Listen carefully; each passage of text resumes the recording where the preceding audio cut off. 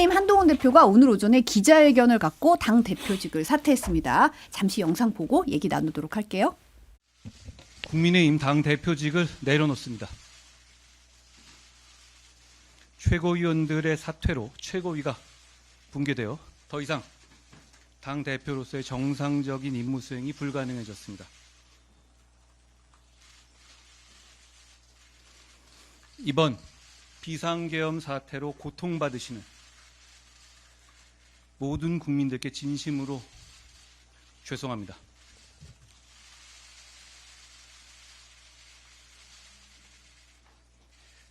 (2024년) 선진국 대한민국의 계엄이라니 얼마나 분노하시고 실망하셨겠습니까?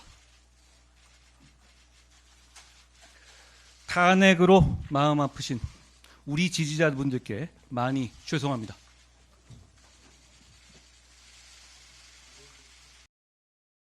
지난 7월 23일 선출됐으니까 한 146일 만입니다. 한 대표가 국민들께 지지자들께 죄송하다면서 두 차례 허리 숙여 인사하는 모습 보셨는데요. 탄핵 찬성에는 여전히 후회하지 않는다. 네. 아무리 우리 당에서 배출한 대통령이라 해도 불법 계엄을 옹호하는 건 보수의 정신, 우리 당의 성취를 배신하는 것이라고 밝혔습니다. 아, 그게 민주주의죠. 뭐 아무리 대통령이라도 헌법에 위반되는 행위를 하면 당연히 그 직을 뺏어야 되는 거 아니겠습니까? 그래서 저는 한동훈 대표가 이 부분과 관련해서는 여러 가지 오락가락 갈팡질팡하는 모습을 보였다고 하지만 상당히 용기 있게 옳은 선택을 했다라고 좀 말씀을 드리는데 안타까운 부분들이 많이 있어요. 어쨌든 주위 사람들과 많이 논의하고 상의하고 당내에서 불쑥불쑥 저 당대표로서 이렇게 얘기합니다. 확정적으로 얘기하지 말고 계속 의원들과 함께 논의해 나가는 모습을 보였으면 저렇게 좀 막 쫓겨나다시피 하지는 않았을 것 같고 좀 다른 기회를 볼 수 있는 여지를 남겨뒀을 것 같은데 이번에 국민적인 신뢰와 지지도 잃어버렸고 당내 한동훈 계라는 세력이 와해됐다고 볼 수밖에 없거든요. 다음번에 한동훈 대표가 정치 재기하기가 쉬워 보이지 않는다. 좀 그런 생각이 듭니다. 국힘이 망하는데 결과적으로 일조를 하게 됐네요. 한동훈 대표가. 그러니까 소위 말해서 그게 이제 예전에는 뭐 합리적 보수, 뭐 유승민, 뭐 이런 얼굴로 대표가 됐다라면은 어찌 됐든 뭐 한동훈 대표가 그런 거에 어떤 구심점 같은 게 될 뻔했는데 이제 완전히 몰락해 버림으로 인해서 이제 국힘은 이제 다 권성동 90명이 있는 정당이 된 것 같아요. 예. 권성동이 똑같은 아바타 같이 90명이 된 것 같고 한동훈 대표의 어떤 정치적인 결단이나 이거에 대해서 제가 여러 번 얘기를 했는데 돌이켜 보면은 3번의 기회가 있었어요. 한동훈 대표 요 계엄 사태와 관련해서 네. 네.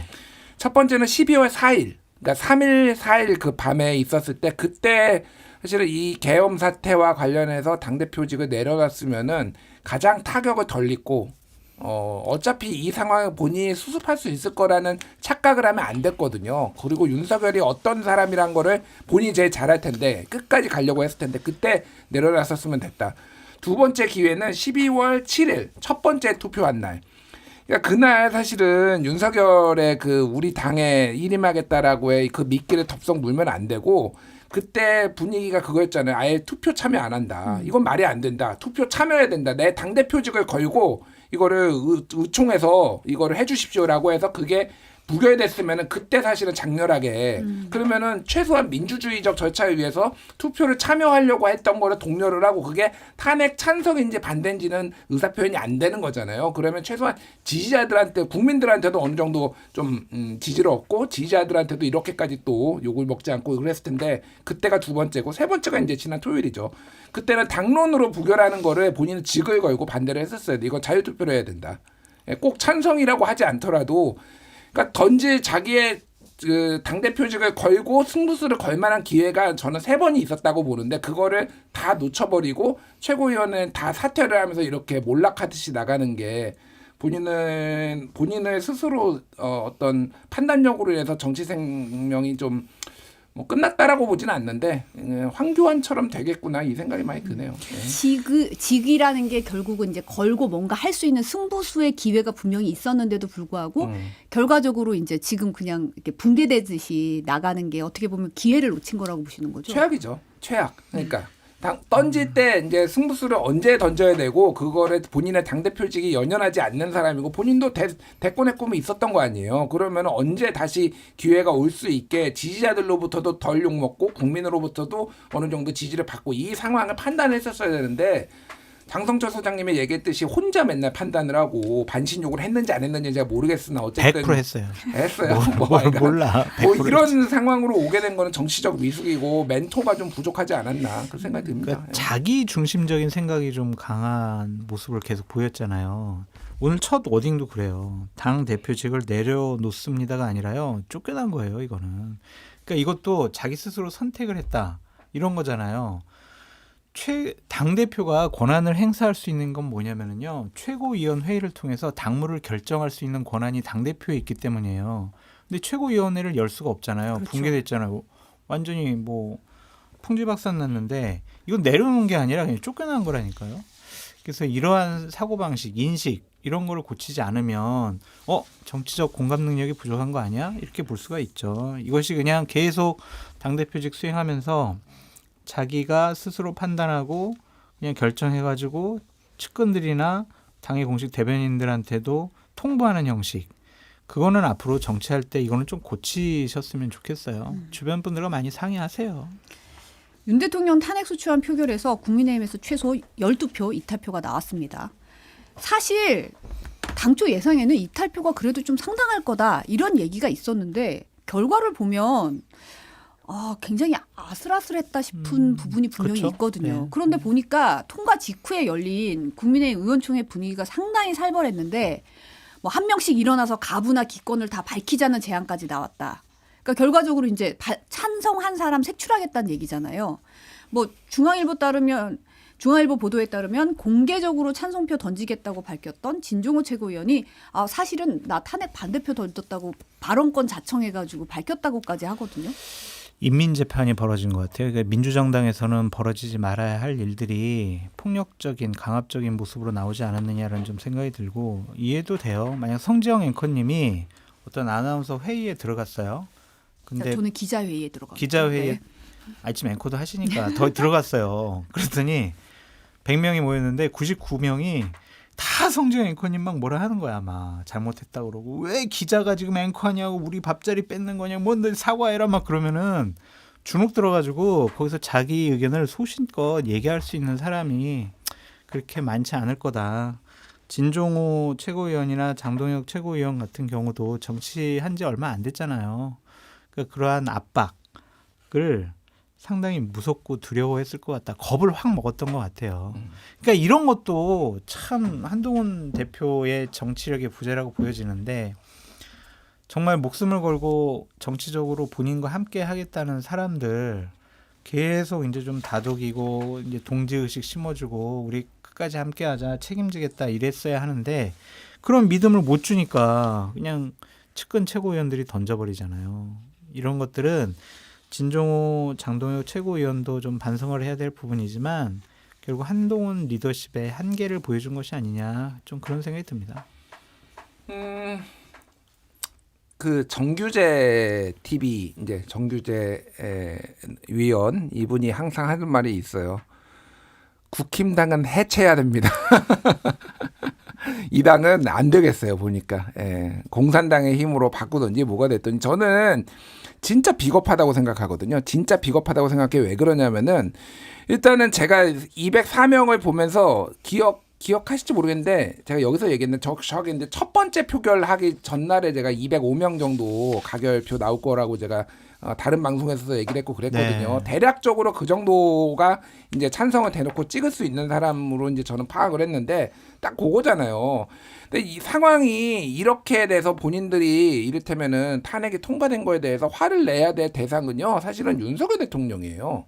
윤석열한테 이 85명의 탄핵 반대하시는 분들은 윤석열한테 화 한번 내봤습니까? 상황이 이렇게 된 것에 대해서 왜 맨날 제가 만난 몇몇 보수분들 막 울분을 토하면서 어떻게 계엄을 해가지고 이재명을 이렇게 살려줄 수 있냐 울분을 토하시더라고요. 윤석열한테 화를 내야지 왜 엄한 이 찬성한 사람들한테 화를 냅니까? 굉장히 비겁한 사람들을 제가 옛날에 이런 얘기도 했어요. 진보는 정치 지도자를 교주로 여기고 보수는 지도자를 군주로 여긴다고 왕이에요. 왕입니다. 보수는 그냥 신민이에요. 자기들이. 왕한테 한마디도 못해요. 지금도 아직까지도 지금 상황이 이렇게 됐는데도 누구한테 화를 내야 되고 누구를 비판해야 될지를 아무도 얘기를 못합니다. 지금. 왜 이 사람들은 찬성한 사람들한테 화를 내나요 지금. 그러니까 이게 저는 204표를 보면서 제가 절망적으로 느꼈던 거는 탄핵이 가결돼서 좋은 게 아니라 아니 내란을 일으키고 쿠데타를 일으켜도 반대가 85명이 나오는 나라구나 이 나라는. 아 이건 어떻게 하면 좋냐 진짜 앞으로 이거 무슨 짓을 벌여도 대통령은 탄핵이 안 되겠구나. 탄핵이 좋다라는 게 아니라 정말 심각하다 이 나라는. 정말 저는 그 생각이 들었어요. 이 당은 제가 보기에는 뭐 모르겠습니다. 어떻게 될지 모르겠는데 예, 좀 대가를 많이 치러야 될 것 같아요. 게다가 이런 식으로 이제 분위기가 되면은요 옛날에 보수가 살아날 수 있었던 거는요. 박근혜가 자숙하고 침묵해서 윤태곤 씨가 지금 그 조선일보에 칼럼 쓴 거 있거든요. 그거 한번 읽어보셨으면 좋겠는데 어떻게 보수가 살아났느냐. 박근혜 탄핵 때 한 무더기에 이제 박근혜 탄핵에 대해서 사과도 하고 당이 그리고 거기에 박근혜 탄핵에 찬성한 사람들의 이런 사람들이 있기 때문에 이 사람들이 또 당에서 난 합당도 해서 주축이 되면서 이게 반성도 하고 이 사람들한테 어떤 면죄부가 주어지고 또 하나는 박근혜가 아무런 다툼도 하지 않았어요. 본인이 다 안고 갔거든요. 근데 이건 최악이에요. 지금 윤석열이 끝까지 싸우겠다라고 하지. 그 사람들 다 지금 찬성한 사람 다 찍어내겠다라고 하지. 자기들끼리 으쌰으쌰 권성동 85명이 모여가지고 뭘 하겠습니까. 이 당은 망할 일만 남았다. 제가 보기에는 진짜. 지금 진종호 최고위원이 입장문 통해서 오늘 사실은 탄핵 반대표 던졌다고 한 기사는 명백한 허위라는 입장을 또 밝혔습니다. 그래서 진종호 최고위원의 입장을 또 전해드리겠습니다. 그런데 사실 1차 탄핵안에서 2차 탄핵안에서 두 번째 탄핵안에서 추경호 전 원내대표를 내란 공범자로 적시한 부분에 대해서 엄청나게 가슴 아파하는 의원들이 많았다. 뭐 이런 얘기가 지금 나오고 있더라고요. 그래서 추경호 전 원내대표 변수가 작용해서 뭐 이 이탈표의 범위가 줄어들었다 이런 얘기가 나오는데 이거 어떻게 보세요? 글쎄 뭐 이걸 갖고 뭐 찬성할 분이 반대하고 반대할 분이 찬성했을까라는 좀 생각이 들고 만약 이런 생각을 가졌다면 진짜 국민의힘 의원들은 국민의 대표가 될 자격이 없는 거죠. 비상계엄 선포 이후에 국민들은 얼마나 많은 놀람, 황당, 두려움, 걱정에 휩싸였습니까? 근데 고작 걱정하는 게 추경호 원내대표예요. 추경호 원내대표는 확실히 그렇게 볼 수 있잖아요. 추경호 원내대표 말대로 정말 다 당사의 의원들이 다 모였으면은 탄핵 동조 세력으로 국민의힘은 그냥 딱 걸리게 되어 있어요. 그래도 한동훈 대표가 본회의장 안에서 18명과 함께 이 계엄 해제안에 대해서 찬성표를 던졌기 때문에 그나마 좀 면피를 한 거지. 그래서 국민을 생각을 해라 제발 좀. 자기 집단, 자기네들 지도자 생각하는 것보다 국민을 생각하지 않은 국회의원 자격이 없다. 그런 말씀을 드립니다. 어차피 이거는 뭐 탄핵의 사유에서 추경호가 들어가든지 빠지든지는 아무런 영향을 끼치지 않아요. 그러니까 그 윤석열의 행위 자체가 문제가 되는 거지. 이거는 그냥 국민의힘의 책임을 좀 더 부각시키기 위해서 이제 민주당이나 야 6당이 넣은 거고 법적으로 판단이 나겠죠. 그러니까 수사를 받아가지고 정말로 내란의 공범인지 아닌지 거기서 판결이 나는 거지 여기에서 탄핵에 찬성하든 반대를 하든 그게 추경으로 구할 수 있는 건 아니잖아요 지금. 그렇죠. 예. 그러니까 이거 엉뚱한 얘기예요. 그러니까 뭐라도 이거 이유를 만들고 싶은 거야. 그러니까 그런 식으로 이제 자기 합리화 성격이 강하다 이렇게 봅니다. 예. 근데 이제 이 탄핵안 통과 직후에 열린 의총에 한 대표가 이제 처음에 참석하지 않았는데 데려오라 뭐 이런 고성이 있었고 한 대표가 제가 탄핵안에 투표했습니까? 제가 계엄했습니까? 이런 얘기 하니까 뭐 물병을 던진 의원도 있고 뭐 삿대질한 의원도 있고 굉장히 설전이 벌어졌다는 거예요. 그리고 나서 직후에 이제 장동혁 최고위원이 최고위원직을 던졌고 나머지도 연달아 사퇴를 하면서 붕괴가 된 건데 네. 요 상황은 어떻게 보세요? 그러니까 난장판이죠. 이게 집권 여당 공당으로서의 뭐 맞는 자세와 처신들이냐. 의원들이 지금 뭔가 대단한 큰 착각을 하고 있다라고 말씀드릴 수밖에 없어요. 다 이제 결과론적으로 이 사람들이 생각하는 건데 박근혜 탄핵 트라우마 얘기하는 게 뭐냐면 박근혜 대통령 탄핵당하고 난 다음에 보수파가 완전 망가졌다. 200명 이상 끌려가서 조사받고 몇 명은 극단적인 선택을 하고 많은 분들이 감옥 갔다. 왜 그렇게 민주당 문재인 전 대통령 좋은 일만 시켜줬냐, 이제 그러한 흐름이에요. 그래서 이제 결국에는 이번에 탄핵을 시켰으니까 이재명 대표 좋은 일만 시켜주는 거 아니냐. 너희들은 부역자야, 배신자야, 막 이렇게 손가락질 하는 거잖아요. 만약 이번에 탄핵 안 됐으면 어쩔 뻔했어요. 정말 많은 더 국민들이 더 거리로 많이 나오셨을 거고, 그리고 국민의힘 의원들에 대해서 분노를 표하는 의원들이 정말 상당히 많았을 거예요. 그러니까 의정활동을 할 수 없을 정도였을 거란 말입니다. 총을 들고 국회에 난입한 그런 사건을 국민들이 직접 받고 그거를 지시한 대통령인데 그 사람을 왜 지키냐고요. 좀 이해가 되지 않아요. 그러니까 지극히 TK 지역에 있는 일부 의원들이 자신들의 지역구 사정상 윤석열 대통령을 지키고 옹호하는 것이 더 다음번 공천과 당선에 유리하다라는 특히 이기적인 생각에 이런 행동을 한 것 같은데, 이 사람들 익명으로 하지 말고 좀 언론에서 실명을 박아서 물병을 던진 사람 누군지, 거기서 막 욕설하고 큰소리 친 사람 누군지 다 좀 역사의 기록으로 남겼으면 좋겠습니다. 근데 지금 12명 나온 거 가지고도 이렇게 살벌했다는 거잖아요. 그리고 뭐 단톡방에 뭐 텔레그램 방에 뭐 108명이라는 숫자 의미 없다. 90명으로 똘똘 뭉쳐야 된다. 뭐 이런 글도 올라왔다는 보도가 지금 나오고 있거든요. 이 분위기가 그래서 김혜지 의원이 본인 출당시켜달라 뭐 이런 얘기까지 했더라고요. 뭐 그래서 너 탈당해라. 그러니까 비례니까 탈당하면은 이제 의원직이 다른 사람이 승계하니까 뭐 그런 것 같은데, 그러니까 망하는 집안의 전형적인 모습인 것 같아요. 그러니까 이게 합리적으로 사실은 물러날 때와 사과해야 될 때와 이런 거를 이제 판단을 해야 되는데 계속 탄핵 트라우마 얘기를 하는데, 아니 뭐 트라우마가 뭐 있다성 치더라도 국민들이 다 탄핵 트라우마가 있어요. 솔직히 뭐 보수만 있으면 국민의힘만 있으니까 여기 108명 의원들한테만 트라우마가 있나요? 그러니까 국민들이 어떻게 이거를 반응을 하는지를 좀 생각을 하는지를 좀 보듬어야 될 거 아니에요. 그리고 탄핵 트라우마 때문에 윤석열을 이번에 탄핵을 안 시킨다? 이건 말도 안 되는 거예요. 그러니까 진짜로 상식적이지가 않죠. 그러니까 이런 거 같아요. 비유를 하자면은 내 예전에 친구가 절도를 했는데 걔를 내가 절도한 거를 경찰에 가서 증언을 했어요. 걔가 그래서 감옥에 갔어요. 그러니까 이제 트라우마가 생긴 거지. 이제 깜빵 트라우마가, 친구 깜빵 트라우마가 생겼는데 이번에 다른 친구가 연쇄살인범이야. 그런데 나는 얘한테는 도저히 증언을 못 하겠어. 내 친구를 내 손으로 깜빵을 보낸 게 너무 트라우마가 커가지고 연쇄살인마가 그러면 돌아다니게 지금 하면 됩니까? 그러니까 이게 얼마나 위험한지는 박근혜 때랑은 비교도 안 돼요. 지금도 뭐 제2계엄 뭐 이런 얘기 계속 나오고 있었는데, 그러니까 이건 정치를 왜 하는지에 대한 그게 없어요. 그러니까 패거리만 나왔습니다. 그러니까 본인들 트라우마만 중요합니까? 국민들 트라우마가 더 중요하지?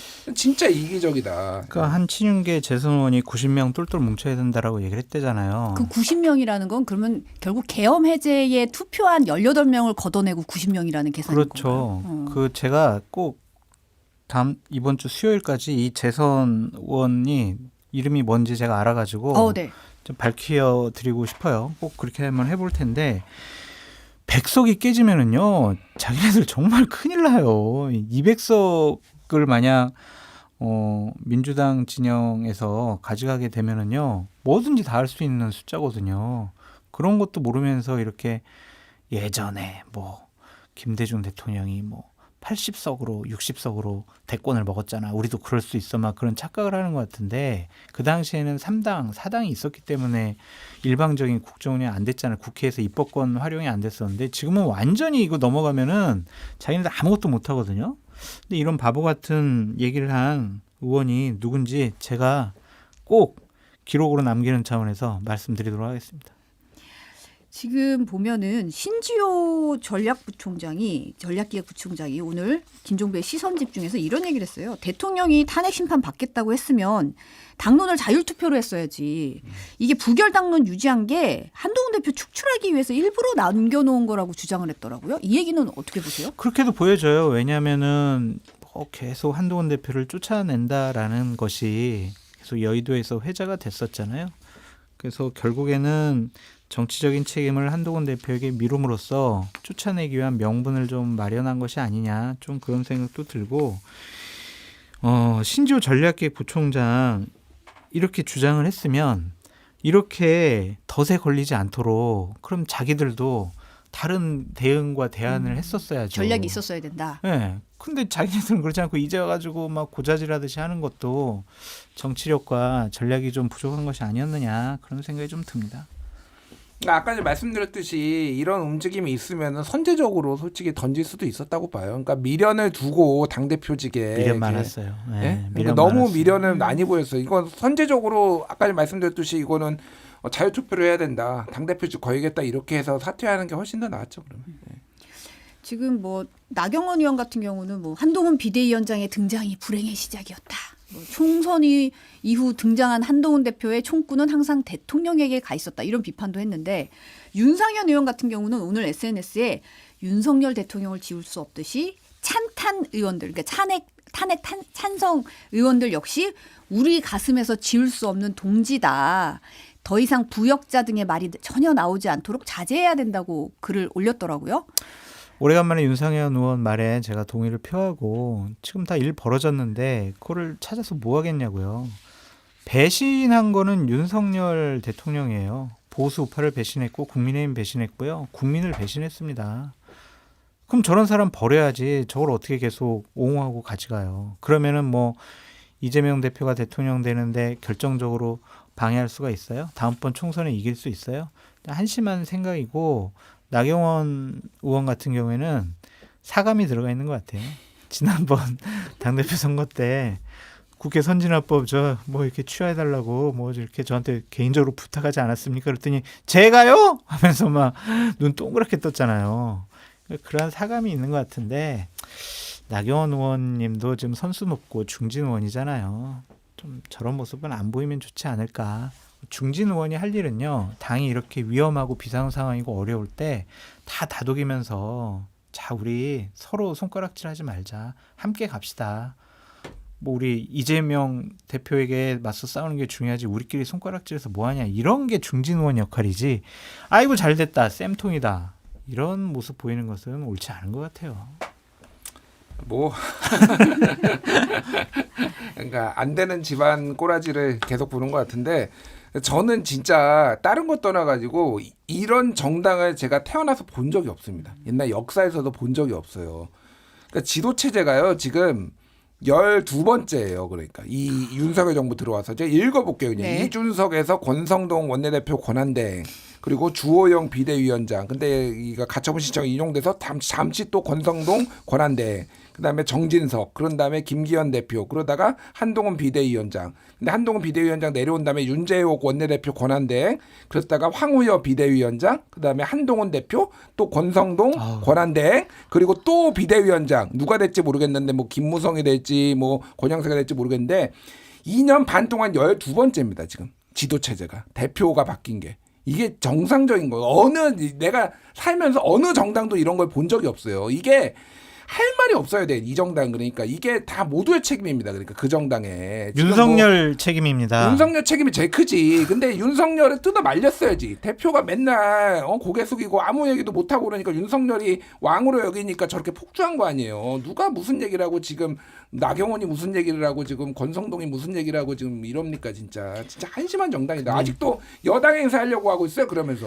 그 여당의 중진 의원들이 윤석열 대통령과 같이 앉아 있고 저녁을 먹고 뭐 이러면 주눅이 든다는 거예요. 이제 첫 번째는 술로 마셔.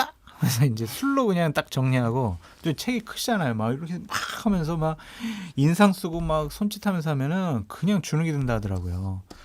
거기서 이제 또 비속어 같은 거 사용을 하면서 얘기를 하면은 그냥 고개를 절레절레 흔든다. 그런 얘기를 하더라고요. 그런 이제 폭력적인 리더십에 국민의힘 의원들이 상당히 좀 어려워하고 힘들어했던 것 같은데 국민의힘이 윤석열 직무정지당한 윤석열 대통령과 함께하는 모습 보이면요. 진짜 완전히 국민들로부터 버림받습니다.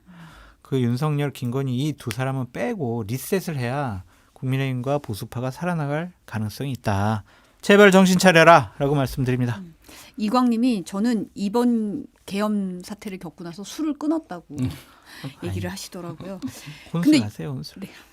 윤상현 의원이 근데 이제 명태균 씨 변호인이 오늘 아침에 김종배 시선 집중해서 이 명시 황금폰을 검찰에 제출했잖아요. 이 황금폰 안에 2022년 재보궐선거 공천 당시에 과정에서 윤석열 대통령이 공천관리위원장이었던 윤상현 의원한테 지시하겠다는 내용이 들어있다는 주장을 제기했더라고요.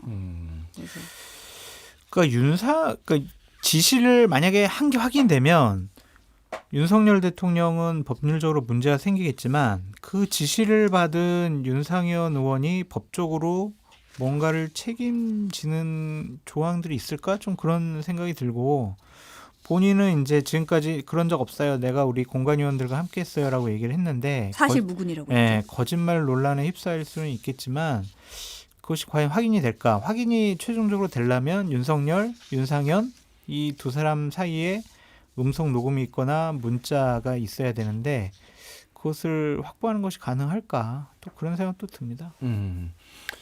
그러니까 김건희 특검이 저는 눈이 가더라고요. 오. 그러니까 결국은 지금 김건희 특검이 이제 정부에 송부가 된다라는 거 아니에요? 그러면 한덕수 권한대행이 이제 거부권을 행사할 수 있느냐 없느냐, 할 거냐 말 거냐, 뭐 이거 가지고 굉장히 이제 뭐 관심이 많잖아요. 국힘에서 엄청나게 한덕수한테 매달릴 것 같아요. 거부권 좀 행사해달라고. 그리고 이거 거부권 만약에 할지 안 할지 모르겠는데 거부권이 행사되면은 이거 부결될 것 같습니다. 그냥 김건희 특검은 김건희를 보호하기 위해서가 아니라 여기에 명태균 게이트가 지금 특검에 주로 들어가. 도이치모터스랑 명태균 게이트 두 개잖아요. 이게 내용이. 그러니까 이거는 지금 국힘이 초토화될 수 있거든요. 이 특검이 돌아가기 시작하면 사실 뭐 특검 안 하더라도 이제 정권 만약에 바뀌면은 이제 또 수사가 제대로 들어가긴 할 텐데 뭐가 됐든 좀 막아보기 위해서 하루만 사니까 국힘은 어차피 오늘만 사니까 이거를 막아보기 위해서 별짓을 다 할 것 같아 제가 보니까 예. 그런 생각이 들어요 지금. 근데 거부권이라는 건 되게 적극적인 권한 행사인데 한덕수 권한대행이 그렇게 할까요? 그러니까 민주당에서도 일단은 한덕수 탄핵은 안 한다. 일단 이렇게 이재명 대표가 얘기를 해놨잖아요. 그래서 만약에 거부권 행사하면은 탄핵을 할 수도 있어서 한덕수를 탄핵할 수가 있어서 어떻게 될지 모르겠어요. 근데 제가 보기엔 굉장히 절실하게 한덕수 총리를 향해서 뭔가 읍소와 작업과 이런 게 들어가지 않을까. 그 정도로 사실 이거에 대해서는 굉장히 좀 불편해하거나 아니면 두려워하는 기색이 역력합니다. 국민의힘에서. 이거 왜냐면 압수수색 이제 이거는 당사에 압수수색 들어올 사안이거든요. 그러니까 이게 보통 일이 아닌 거죠. 그러니까. 한덕수 대통령 권한대행의 성격, 스타일, 상 그리고 정무적인 판단을 해보면 거부권을 행사하면은 본인 날아갈 수 있을 거다라는 생각을 할 것 같아요. 저는 안 하지 않을까 그런 생각이 듭니다. 그냥 현상 유지. 그냥 아무것도 적극적인 권한 행사 하지 않는 거 그럴 것 같아요. 아까 잠깐 얘기 나온 게 비대위원장 후보로 김무성 전 대표가 거론이 되던데 또 일단 당에서는 부인한 상황입니다. 그리고 권영세 의원 얘기도 나오더라고요. 어떻게 될까요? 김무성 전 대표 하면 정말 잘하실 거예요. 그러니까 이분이 스타일이 그냥 야 다 같이 하자. 뭐 봐라 뭐 그만 싸우라는 애들 나 모여봐라 막 이런 스타일이기 때문에 통합을 시키는 데는 상당히 좀 좋은 리더십을 갖고 있다라고 보여지는데 중진 의원들이 자기들이 욕심이 있어서 좀 반대하는 분들이 좀 많은 모양이더라고요. 그래서 좀 쉬워 보이지는 않는데 하게 되면은 본인 뭐 대선 출마 생각도 없으니 대선 전국도 관리를 하고 지금 서로 막 갈기갈기 찢어져 있는 국민의힘 의원들을 좀 통합시키고 서로 갈등이 깊어지지 않게 하는 데는 저는 최적의 적임자라는 생각이 들어요. 저는 모르겠습니다만 뭐 생물이니까 근데 가능성이 높지 않다고 봐요. 예. 저는 쌍권총 체제가 갈 것 같습니다. 쌍권총 체제. 예, 권영세, 권성동. 예, 그리고 이게 예전에 한동훈 대표 찍어 내린다라고 했을 때, 그러니까 2차 김옥균 프로젝트 얘기가 나왔을 때 몸풀고 비대위원장으로 몸풀고 있다라고 알려진 두 사람이었어요. 이게 권영세, 권성동. 네. 뭐 사실관계는 모르겠습니다. 뭐 네. 어쨌든 그러니까 이분들이 이 당에 대한 어떤 지도 체제 이거에 대해서 관심이 많으니까 권영세 의원이 되지 않을까? 저는 그렇게 봅니다. 예. 근데 다른 분들도 자기들이 하고 싶어가지고 서로 막 또 총질한다 그러더라고요 지금. 상당히 좀 복잡한 것 같아요. 그러니까 비대위원장 욕심 나는 분들이 좀 한 5명 정도 되는 것 같습니다.